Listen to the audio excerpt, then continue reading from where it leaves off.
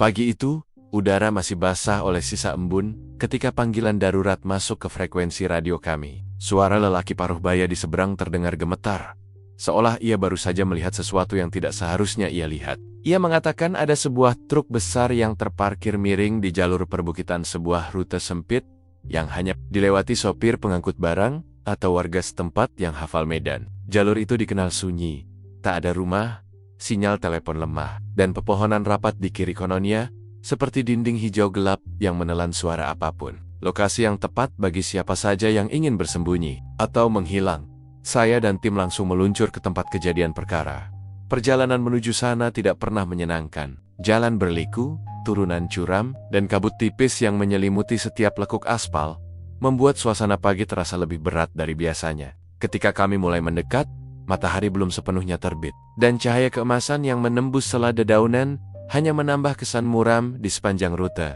Sekitar 200 meter sebelum titik laporan, kami melihat siluet truk itu diam, seperti bangkai raksasa yang ditinggalkan. Warnanya kusam, bercampur debu yang belum lama menempel. Yang membuat kami langsung waspada adalah posisi kendaraan tersebut. Tidak berada di pinggir jalan seperti kendaraan rusak biasa, melainkan sedikit masuk ke sisi bahu tanah, seolah seseorang menghentikannya terburu-buru. Lampu hazard tidak menyala, tidak ada segitiga pengaman, dan yang paling mengganggu adalah pintu kabin, sisi pengemudi yang terbuka beberapa sentimeter. Seakan ada orang yang keluar secara tergesa atau dipaksa keluar. Saya turun lebih dulu, merasakan hawa dingin yang tiba-tiba menusuk ketika mendekati pintu kabin. Suasana sekitar begitu sepi, bahkan burung hutan tidak terdengar. Hanya angin yang menyapu dedaunan dan suara mesin mobil patroli kami yang perlahan mereda. Ada ketegangan yang sulit dijelaskan, semacam keheningan yang tidak wajar.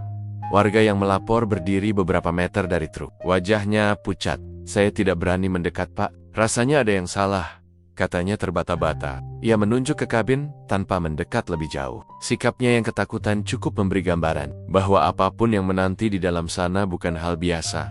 Saat saya memberi isyarat kepada tim untuk bersiap, satu hal jelas terasa. Kendaraan itu bukan sekadar berhenti. Ia memanggil kami dengan keheningan yang janggal, seperti sedang menyembunyikan sesuatu yang lebih gelap dari sekadar kerusakan mesin. Dan saat jari saya menyentuh gagang pintu kabin, saat itulah saya tahu penyelidikan hari ini tidak akan menjadi penyelidikan biasa. Sesuatu menunggu di balik celah pintu. Itu sesuatu yang membuat laporan pagi sederhana berubah menjadi langkah pertama dari sebuah kasus pembunuhan yang tidak akan mudah kami lupakan. Ketika pintu kabin itu akhirnya saya buka sepenuhnya, hawa pengap langsung menyergap keluar seperti napas terakhir dari ruang sempit yang terlalu lama menahan rahasia. Cahaya pagi yang baru menembus pepohonan masuk perlahan ke dalam kabin truk, mengungkapkan pemandangan yang membuat kami semua terdiam beberapa detik. Di kursi pengemudi, tubuh sang sopir terkulai ke samping, miring dengan kepala menyentuh sandaran bahu. Dari posisi pertama, saya langsung bisa memastikan sesuatu. Ia sudah tidak bernyawa. Tidak ada gerakan halus dada, tidak ada reaksi cahaya pada mata. Semuanya diam hening, dan cara tubuh itu jatuh bukanlah cara seseorang tertidur atau pingsan. Ada kekakuan tertentu, semacam ketegangan yang tertinggal di postur terakhirnya, menandakan bahwa ia tidak pergi dengan mudah. Saya melangkah perlahan masuk, memastikan posisi kaki tidak menginjak area yang mungkin menjadi bukti. Kabin itu sendiri sempit, namun dipenuhi barang-barang kecil, botol air mineral setengah kosong, jaket kerja yang dilipat asal, dan beberapa lembar nota pengiriman di dashboard. Namun yang paling mencolok adalah ketidakteraturan pada sisi pengemudi. Sabuk pengaman tergantung longgar, seolah baru saja dicabut dengan paksa. Di bawah karpet kabin tampak kusut dan agak terangkat tanda pergumulan singkat mungkin terjadi. Tidak ada tanda kecelakaan. Gumam saya kepada tim. Mesin sudah mati, kunci masih terpasang. Pengemudi tidak jatuh karena benturan. Semua elemen itu memberi arah bahwa kejadian ini jauh dari sekadar insiden tak disengaja. Meminta petugas medis memeriksa kondisi korban dengan protokol yang hati-hati. Meski belum ada kesimpulan pasti, aroma samar dari tubuhnya menandakan ia sudah meninggal beberapa jam sebelum kami tiba. Tidak ada bekas darah mencolok. Namun posisi tubuhnya dan kerapihan kabin yang janggal memberi sinyal bahwa sesuatu telah terjadi sebelum truk berhenti. Ketika saya menyorotkan lampu senter ke kursi penumpang, saya melihat satu detail yang membuat alur kejadian di kepala saya mulai membentuk pola. Ada jejak kecil seperti goresan sol sepatu di sisi luar kursi penumpang. Arah yang menunjukkan seseorang mungkin memanjat masuk dari luar, bukan melalui pintu. Namun perhatian saya kembali tertarik pada satu hal lain. Di dekat tangan korban dompetnya tidak ada. Saku kemejanya kosong. Ponsel yang biasanya diselipkan sopir di sisi dashboard pun menghilang di luar kabin. Angin berembus pelan, membuat dedaunan bergetar seperti berbisik. Di dalam, suasana justru semakin menekan. Seolah truk ini menyimpan sisa-sisa ketakutan terakhir korban. Saya menarik napas panjang. Apapun yang terjadi di sini, ini bukan kematian biasa. Ada seseorang yang pernah berada di dalam truk ini bersama korban dan dari caranya pergi. Jelas ia tidak ingin identitasnya ditemukan. Dengan langkah hati-hati, saya keluar dari kabin dan menatap jalan sunyi yang membentang ke depan. Jalur itu tampak begitu tenang, seakan tak berhubungan dengan tragedi yang baru saja kami temukan. Namun, bagi kami, ketenangan itu lebih menyerupai penutup tipis di atas sesuatu yang jauh lebih gelap. Kami baru saja memulai penyelidikan ini, dan kabin truk itu baru memperlihatkan sedikit dari apa yang sebenarnya terjadi. Saya tahu, dari titik ini, jejak pertama sudah ditemukan dan kami harus mengikutinya. Kemanapun ia menuju, begitu kami memastikan area sekitar cukup aman untuk dimasuki tanpa mengganggu potensi bukti. Tim Inavis segera dipanggil maju. Saya memberi mereka ruang ketika derap langkah ringan, namun terukur terdengar mendekati truk. Setiap anggota tim mengenakan sarung tangan lateks dan penutup sepatu yang berdesis pelan saat disentuhkan ke tanah lembab. Udara di sekitar tetap hening, seakan seluruh hutan menahan napas menyaksikan proses pengungkapan yang akan dimulai. Mereka memulai dari luar, seperti prosedur standar. Sinar lampu portabel diarahkan ke area tanah di sekitar roda depan. Tidak ada bekas pengereman mendadak. Tanah lembut itu seharusnya merekam jejak apapun, tetapi justru tampak bersih. Truk ini tidak berhenti karena terpaksa, itu sudah jelas. Ini adalah penghentian yang disengaja, atau mungkin dipaksa oleh sesuatu yang tidak memerlukan rem mendadak.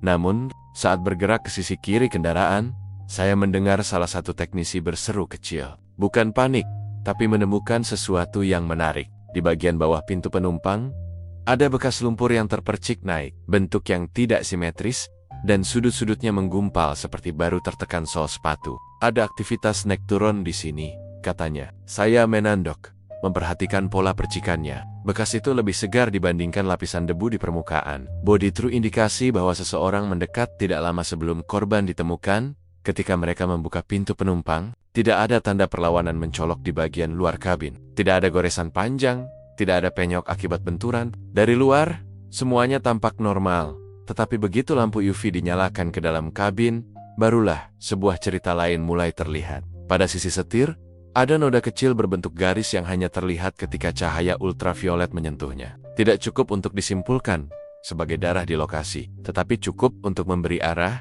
bahwa sedikit pergumulan pernah terjadi. Salah satu anggota tim mengangkat karpet lantai dengan hati-hati. Tidak ada sobekan, tidak ada bekas seretan berat, namun lipotan-lipotannya mengindikasikan sesuatu pernah menekan karpet itu dari arah samping, bukan dari posisi pengemudi. Seolah seseorang menahan diri dengan kaki ketika mencoba mengambil kendali atau mempertahankan posisi. Tidak ada kerusakan dari luar. Saya berkata pelan sambil menatap seluruh kabin. Jadi kalau ada perlawanan, semuanya terjadi di dalam sini. Dan itu berarti pelaku sudah berada di kursi penumpang. Atau setidaknya masuk dari sisi itu tanpa meninggalkan jejak pengerusakan di dashboard. Beberapa lembar nota terhempas ke samping. Tapi bukan seperti dilempar. Lebih seperti terdorong tubuh seseorang yang bergerak mendadak. Botol minum yang sebelumnya kami lihat, ternyata memiliki goresan kecil di bagian tutup. Tidak cukup dalam untuk menunjukkan kekerasan, namun cukup untuk menunjukkan bahwa botol itu dipindahkan dengan tergesa. Tim Inavis mulai mengambil sampel mikro dari permukaan setir, tuas transmisi, dan pegangan pintu. Saya tahu proses ini akan memakan waktu, tetapi setiap partikel, setiap sidik jari samar, dapat mengisi celah yang absennya. Justru membuat kasus ini semakin gelap. Saya berdiri di luar truk, menatap pepohonan yang tak bergerak. Tidak ada suara kendaraan lain, tidak ada saksi, tidak ada rekaman CCTV di daerah ini. Semua yang kami miliki hanyalah truk itu, korban, dan ruang sempit kabin yang menyimpan kisah. Detik-detik terakhir seorang sopir yang tidak pernah menyangka bahwa perjalanan rutinnya akan menjadi perjalanan terakhir. Dan dari semua tanda-tanda kecil yang mulai kami temukan, satu hal mulai jelas. Apapun yang terjadi pada korban, itu terjadi dengan cepat, mendadak, dan berlangsung cukup singkat sehingga tidak meninggalkan kekacauan besar. Jenis kejadian yang menunjukkan pelaku yang berani, tenang, dan mungkin sudah terbiasa dengan kekerasan yang sunyi. Sementara tim Inavis terus bekerja di dalam kabin truk. Saya memutuskan memeriksa area tanah di sisi penumpang, tempat yang dari awal sudah menarik perhatian saya. Tanah di jalur ini lembab sepanjang pagi, menyimpan jejak seperti kertas yang selalu siap ditulis ulang oleh siapapun yang melangkah di atasnya. Dan disitulah saya menemukannya. Jejak sepatu berlumpur, tertanam samar namun cukup jelas untuk menunjukkan seseorang pernah berdiri, berpindah, lalu melangkah ke arah kabin.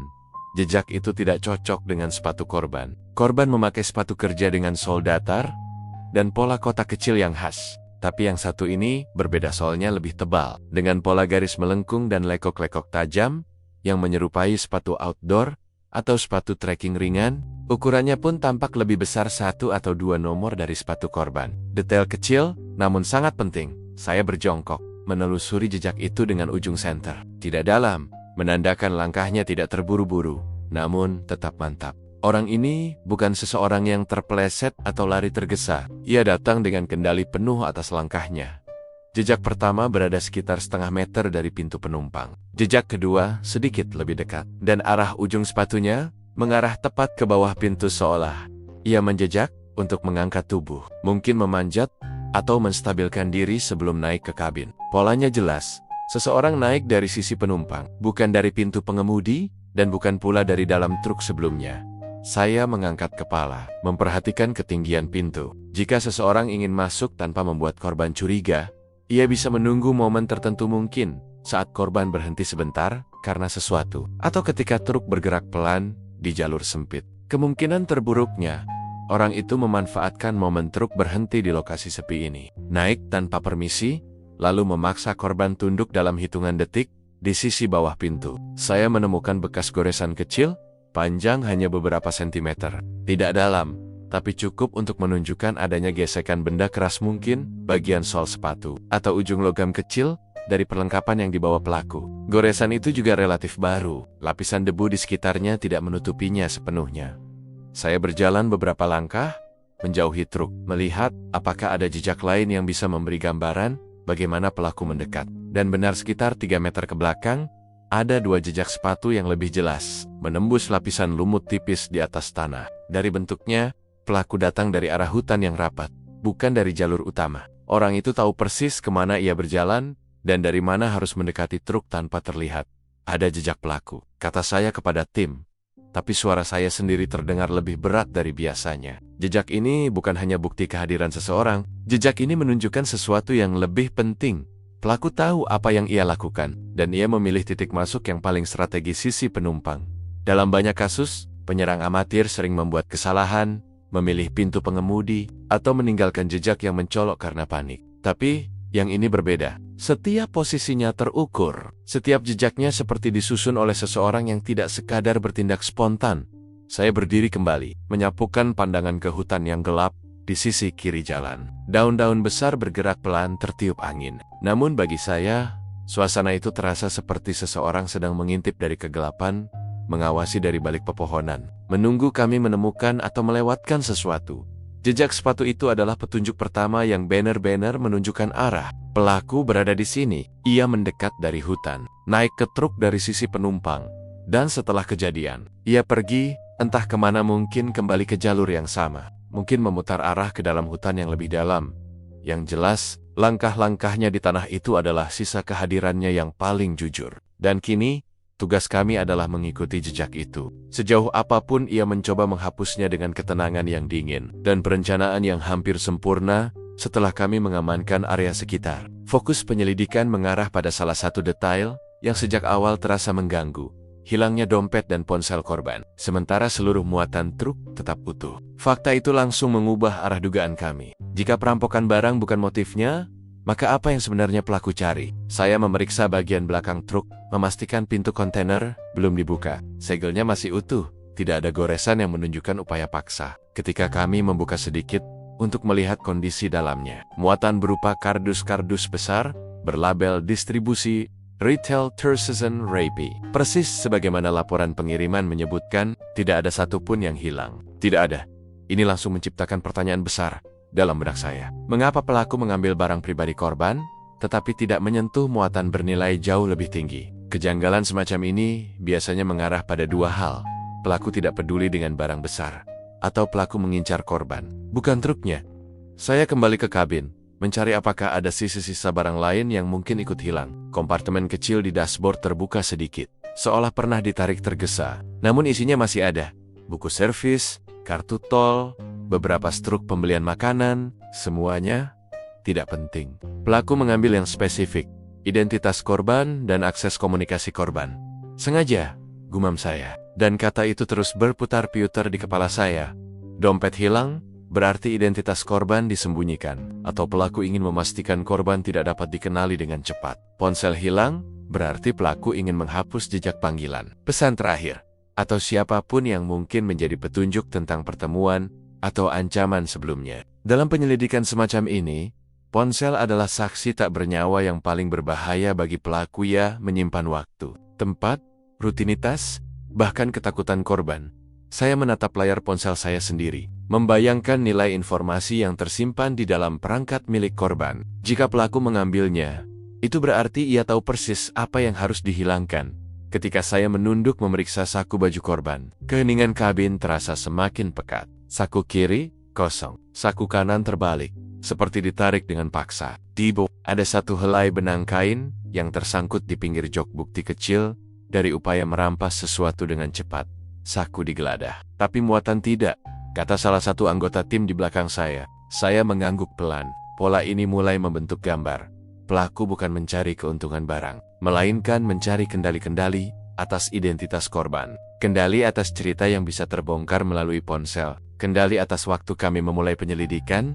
Saya menatap keluar menuju jalur lengang yang membentang jauh. Jalur ini bukan hanya sepi, ia juga jarang mendapat sinyal telepon. Jika pelaku merampas ponsel dengan maksud meninggalkannya di suatu tempat, ia punya banyak titik gelap di sepanjang hutan dan tikungan yang membuat saya semakin yakin bahwa kejadian ini bukan spontan. Adalah satu hal, pelaku tidak mengambil uang tunai yang masih terselip di saku celana korban. Nilainya tidak besar, tetapi seseorang yang membunuh demi uang kecil biasanya tidak melewatkannya. Ini bukan pencurian, ini bukan perampokan, ini sesuatu yang lebih terarah.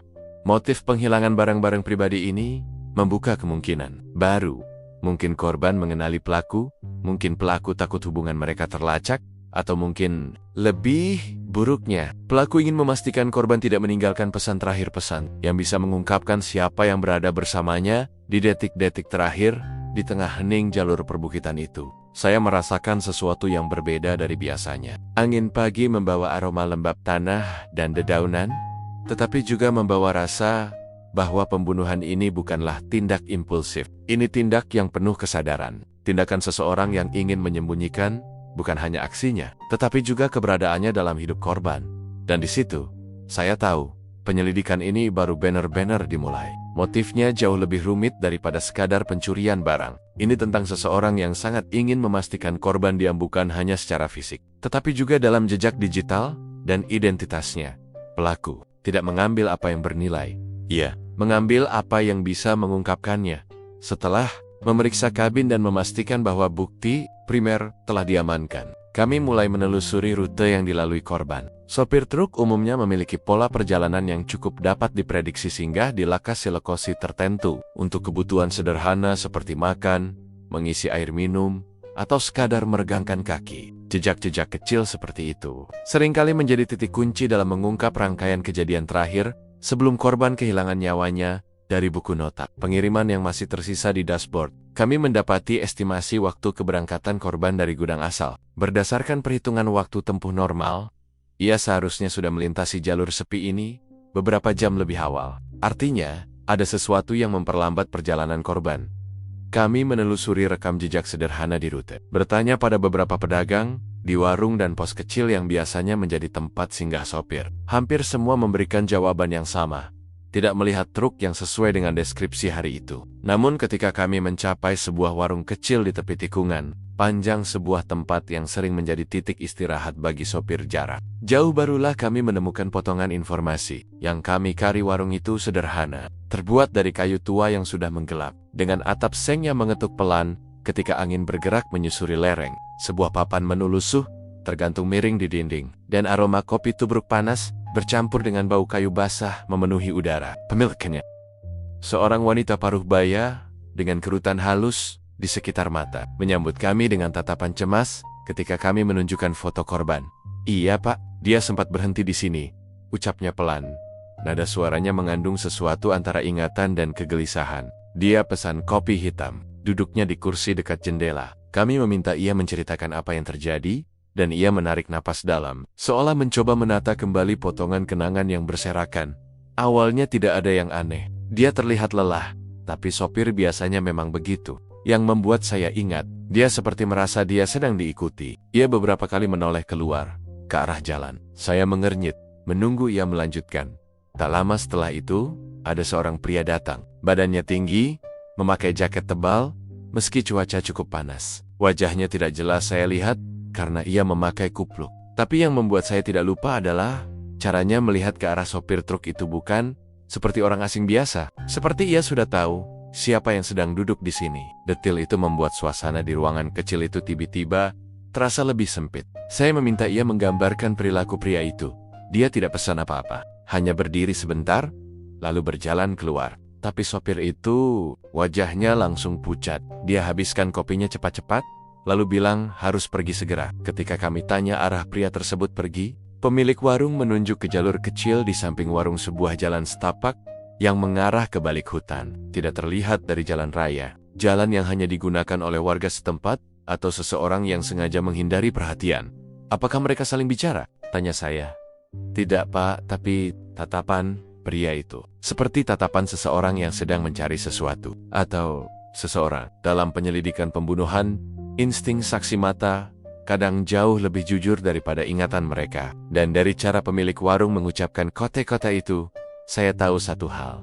Korban bukan hanya kebetulan bertemu seseorang. Ada sesuatu yang sudah terjadi sebelumnya. Sesuatu yang membuat korban gelisah, bahkan sebelum ia mencapai jalur sepi tempat ia akhirnya ditemukan. Kami meninggalkan warung kecil itu dengan perasaan bahwa titik terang pertama dari kasus ini akhirnya muncul, bahwa rute perjalanan korban bukan hanya serangkaian pemberhentian tanpa cerita, tetapi sebuah lintasan menuju konfrontasi yang mungkin sudah dimulai jauh sebelum truk itu berhenti untuk terakhir kalinya. Dari warung itulah kami mulai memahami korban tidak sendirian dalam perjalanannya. Ada seseorang yang mengikutinya, dan orang itu memiliki tujuan yang sangat jelas. Keterangan dari pemilik warung itu membawa kami kembali pada detail yang sejak awal terasa mengganjal. Kehadiran seorang pria tak dikenal yang muncul bersamaan dengan korban, lalu menghilang seperti bayangan yang sengaja menghindari cahaya. Kami kembali meminta pemilik warung menjelaskan lebih rinci, dan setiap kata yang ia ucapkan semakin menebalkan dugaan bahwa pria itu bukan pelanggan biasa, melainkan seseorang yang datang dengan tujuan tertentu. "Dia berdiri di depan pintu beberapa detik sebelum masuk," ujar pemilik warung. Matanya menatap jauh seolah berusaha menarik kembali potongan ingatan. Seperti sedang mengamati suasana dulu. Bukan ragu, tapi lebih seperti menghitung sesuatu. Megatop. Kata itu langsung menggelitik sisi analitis saya. Orang yang sedang menghitung, bukan orang yang tersesat. Ia seseorang yang datang dengan rencana. Ketika kami bertanya apa yang membuatnya tampak gelisah, pemilik warung mengangguk cepat, seolah memang mengharapkan pertanyaan itu. "Iya Pak." Pria itu, tangannya tidak pernah diam. Ia seperti memegang sesuatu di saku jaketnya, entah kunci, entah benda lain. Tapi ia terus memegangnya, memutar-mutar, memasukkan dan mengeluarkannya lagi dari saku. Gestur gelisah seperti itu bukan sekadar kebiasaan gugup. Itu seringkali muncul ketika seseorang menunggu momen untuk bertindak. Saya mencatat setiap detail. Tinggi badan, pakaian gelap, kupluk, jaket tebal, meski suhu sedang hangat, semuanya tampak dirancang untuk menyamarkan identitas. Pria itu bahkan tidak meninggalkan jejak pembelian, tidak memesan minuman, makanan, atau apapun. Ia hanya berdiri, memperhatikan korban, lalu pergi. Yang menarik adalah momen ketika korban pertama kali melihat pria itu. Pemilik warung menggambarkannya dengan jelas. Begitu pria itu masuk, sopir langsung berhenti menyesap kopi. Ia mematung sebentar, matanya membesar, tapi bukan terkejut, lebih seperti seseorang yang baru menyadari sesuatu yang buruk telah menyusulnya. Jenis reaksi seperti itu hanya muncul ketika seseorang mengenali ancaman yang sudah pernah dekat sebelumnya. Reaksi yang muncul ketika orang yang ditakuti tiba-tiba berada di hadapan mereka. Apakah mereka saling bicara? Tanya saya. Pemilik warung menggeleng kuat-kuat. Tidak, Pak. Tapi, sopir itu sempat memegang ponselnya. Ia seperti ingin menelepon seseorang. Tapi setelah melihat pria itu, ia membatalkannya. Dalam dunia penyelidikan, diamnya seseorang sering lebih keras daripada kata-kata. Fakta bahwa korban tidak menelepon siapapun setelah melihat pria itu bisa berarti dua hal. Ia takut teleponnya akan membuat situasi semakin buruk. Atau, ia tahu tidak ada lagi yang bisa ia lakukan untuk menghentikan apa yang sedang mengejarnya.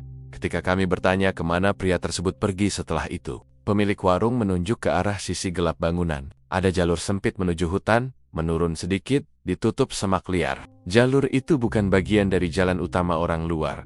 Tidak akan tahu itu ada, kecuali ia pernah berada di sana sebelumnya. Saya memeriksa tanah di jalur itu beberapa saat. Tidak banyak yang tersisa, jejak di tanah sudah mengering, dan sebagian tertutup dedaunan. Namun, kami menemukan satu hal kecil, bekas sol sepatu dengan pola yang mirip dengan jejak di dekat truk. Tidak sempurna, tetapi cukup. Pelaku mengikuti korban, bahkan sebelum ia keluar dari warung. Ia mengambil jalur samping untuk memotong arah. Mungkin menunggu truk bergerak, lalu mendaki bukit kecil untuk menyelinap ke sisi jalur utama. Itu menjelaskan bagaimana jejak sepatu muncul dari arah hutan, bukan dari jalan raya. Ketika kami kembali berdiri di depan warung, angin turun membawa aroma lembab tanah dan kayu tua. Pemilik warung menatap kami dengan kecemasan yang tidak bisa ia sembunyikan. Saya merasa dia bukan orang sini. Pak, cara dia melihat bukan seperti orang yang tersesat, tapi seperti orang yang sedang memburu sesuatu. Saya menatap rute panjang yang membentang dari warung itu menuju tikungan sunyi tempat truk ditemukan. Dan untuk pertama kalinya sejak kasus ini dimulai, saya merasakan pola yang lebih jelas muncul dari kepingan-kepingan kecil. Pelaku tidak hanya mengikuti korban, ia mengejar korban, dan korban tahu ia sedang dikejar. Hal itu mengubah segalanya tentang cara kasus ini harus kami pecahkan. Pelaku bukan orang acak yang memanfaatkan kesempatan. Ia adalah seseorang dengan tujuan, tekanan, atau dendam tertentu. Seseorang yang datang ke warung itu bukan untuk makan, bukan untuk singgah, tapi untuk memastikan korban tidak melarikan diri dari nasib yang sudah lama menunggunya. Dari sekian banyak petunjuk yang kami kumpulkan sejak pagi itu, rekaman CCTV yang terpasang di tikungan jalur sepi tersebut menjadi titik balik penting dalam penyelidikan. Kamera itu dipasang oleh sebuah perusahaan tambang kecil yang beroperasi tidak jauh dari lokasi, dan biasanya hanya digunakan untuk memantau keliur mesaknya truk pasir. Namun malam itu, tanpa mereka sadari, kamera tersebut menangkap sesuatu yang jauh lebih berharga untuk kami. Saat teknisi perusahaan memutar rekaman, ruangan kecil yang pengap tempat kami menonton terasa semakin menyempit, seolah udara ikut menahan napas bersama kami. Di layar, waktu menunjukkan sekitar 11 menit sebelum korban diperkirakan meninggal. Cahaya lampu jalan yang redup memantul lemah di permukaan aspal yang basah. Suara statis dari speaker CCTV membuat suasana semakin tegang. Truk korban terlihat melambat mendekati tikungan, hazardnya berkedip-kedip. Mungkin karena korban sadar ada sesuatu yang tidak normal dengan kendaraannya, atau mungkin sekadar berhenti untuk memastikan jalan aman sebelum laju lebih jauh ke jalur curam berikutnya. Lalu, dari sisi kanan layar, sebuah bayangan bergerak cepat. Siluet seorang laki-laki muncul dari balik semak-semak. Tubuhnya merunduk, langkahnya terukur, seakan ia sudah menghafal setiap detik rencananya. Kami memperbesar rekamannya, walau kualitasnya tidak sempurna. Cukup jelas terlihat bahwa pria itu menunggu momen ketika truk benar-benar berhenti dan begitu lampu hazard menyala, lebih terang ketika truk menurunkan kecepatan. Pria itu berlari 3 langkah besar dan melompat ke sisi penumpang. Gerakannya bukan gerakan orang panik. Itu gerakan seseorang yang sangat yakin dengan apa yang sedang ia lakukan. Tangan kirinya menahan pintu, sementara tangan kanannya meraih gagang pintu kabin. Tidak ada keraguan sedikit pun. Dalam hitungan detik, ia sudah menggantung di sisi truk, tubuhnya tersamarkan oleh bayangan kabin besar itu. Korban tidak terlihat bereaksi di rekaman tersebut, entah karena ia tidak menyadarinya, atau karena semuanya terjadi terlalu cepat untuk ia sadari. Kami memperhatikan detail yang lebih kecil, ukuran tubuh, postur, kecepatan lari, cara pria itu menjaga keseimbangan saat melompat. Semua itu membantu memetakan profil awal pelaku. Yang paling menarik perhatian kami adalah tas kecil yang tersampir di pundaknya, terlihat memantul sedikit saat ia melompat. Tas itu mungkin membawa sesuatu alat, senjata, atau sekadar barang pribadi. Namun apapun isinya, jelas benda itu bukan tas biasa. Dan terlihat sangat ia jaga. setelah pelaku masuk ke frame kamera untuk terakhir kalinya. Rekaman terpotong oleh sudut tikungan yang membatasi pandangan. Truk korban kembali bergerak perlahan, seperti tidak sadar bahwa bahaya sudah ikut masuk bersamanya. Dan setelah itu, jelek, tidak ada kamera lain yang bisa menangkap kelanjutannya. Di kantor, rekaman itu kami tonton berkali-kali. Setiap kali ulang, kami menemukan detail kecil yang sebelumnya kami lewatkan. Cara pelaku memperhatikan jalan, bagaimana ia menunggu hazard menyala, bagaimana ia bergerak tanpa ragu. Semuanya menunjukkan bahwa ini bukan tindakan spontan, ini rencana. Dan dari pengalaman kami, seseorang yang mengambil risiko sebesar itu di jalur sunyi pada malam semacam itu bukan orang baru dalam dunia kekerasan. Ini adalah langkah seseorang yang sudah cukup sering melanggar batas hingga rasa takut bukan lagi penghalang. Kami tahu, setelah melihat rekaman itu, bahwa kami tidak sedang mengejar pelaku biasa. Kami sedang mengejar seseorang yang telah mempersiapkan semuanya jauh sebelum korban menyadari bahaya yang menunggu di tikungan gelap tersebut. Dari rekaman CCTV di tikungan itu, kami sudah memiliki gambaran jelas tentang bagaimana pelaku naik ke truk korban. Namun yang belum kami miliki adalah jejak fisik yang bisa mengarahkan kami pada keberadaan pelaku setelah kejadian. Karena itu, kami menyisir jalur tersebut kembali.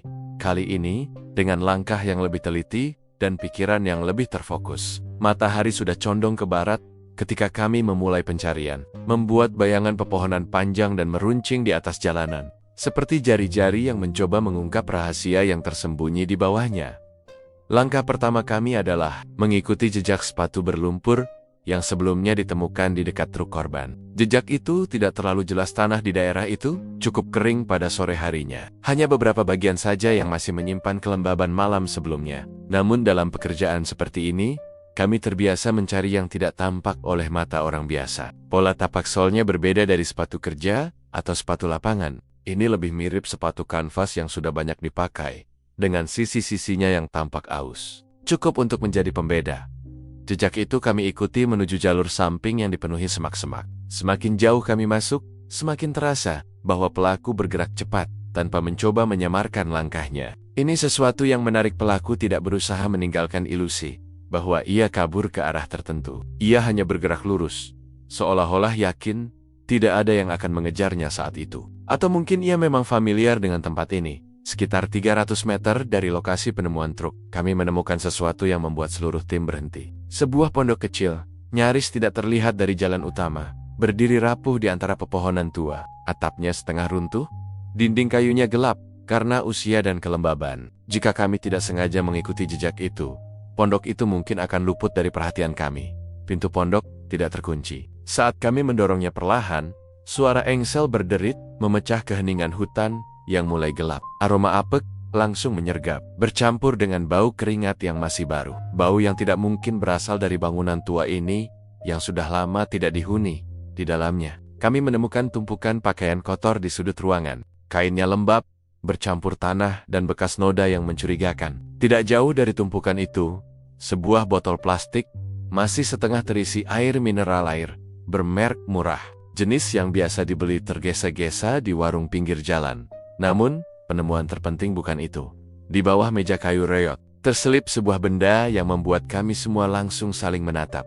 Ponsel milik korban. Layarnya retak, mungkin akibat dijatuhkan atau dilempar. Pelaku tidak berusaha menghancurkannya, hanya ingin menyingkirkannya dari tubuh korban. Mungkin ia tidak ingin ada kemungkinan panggilan keluar atau masuk yang membongkar interaksi terakhir korban. Atau mungkin ia sadar bahwa ponsel bisa menyimpan sidik jari. Ketika kami mengangkat ponsel itu dengan teknik forensik, kami melihatnya jelas bekas sidik jari yang melekat di bagian belakang casing. Sidik itu tampak baru, belum sempat terhapus oleh debu atau gesekan lain. Ini keberuntungan besar, mengingat seringkali detail seperti ini justru menjadi bukti yang paling menentukan.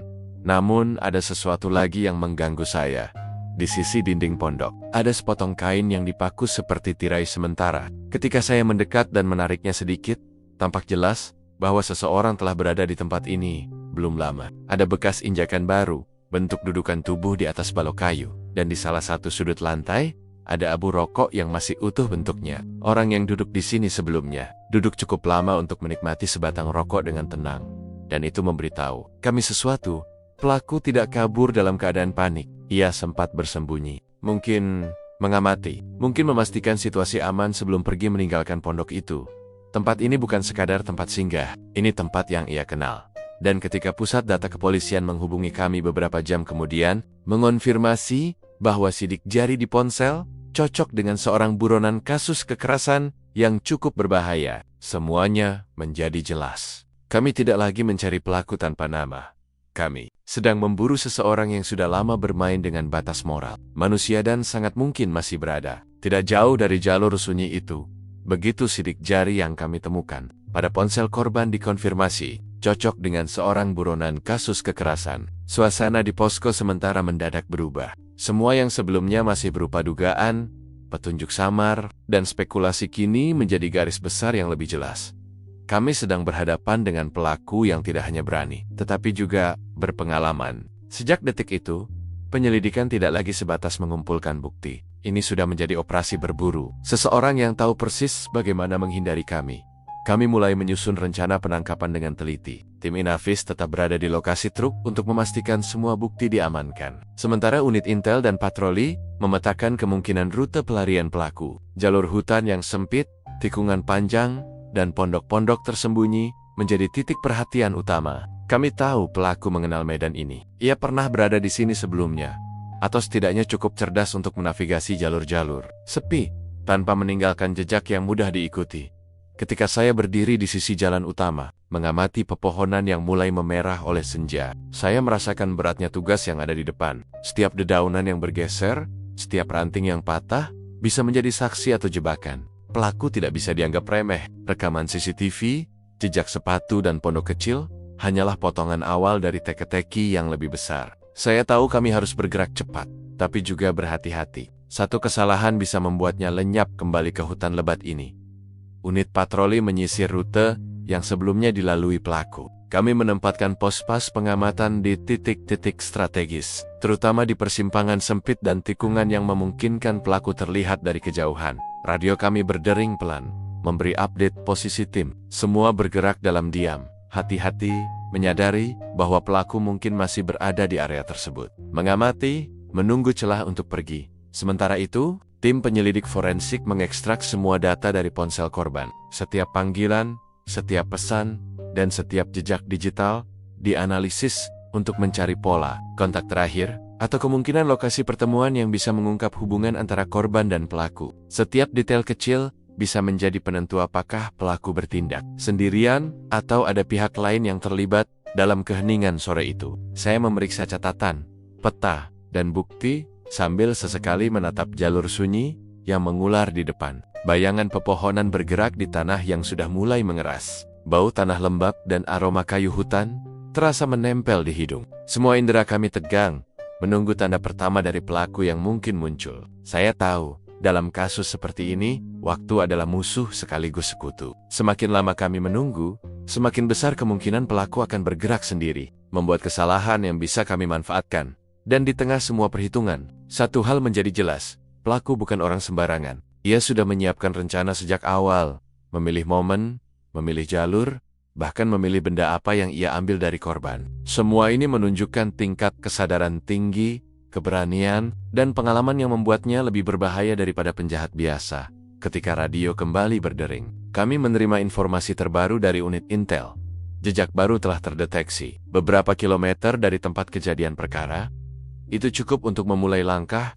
Berikutnya penyisiran terarah, penempatan tim penangkapan, dan persiapan menghadapi kemungkinan konfrontasi. Semua berjalan serentak, kami mengejar bukti, mengejar pelaku, dan mencoba memastikan bahwa korban berikutnya tidak akan jatuh di jalur sunyi itu. Di antara bayangan pohon dan kabut senja, saya merasakan ketegangan yang hampir tak terlihat, tetapi sangat nyata. Ini bukan hanya perburuan kasus pembunuhan. Ini adalah pengejaran seorang manusia yang tahu batas, yang merencanakan setiap langkahnya dengan teliti, dan yang siap menghadapi siapapun yang berani mengganggu rencananya.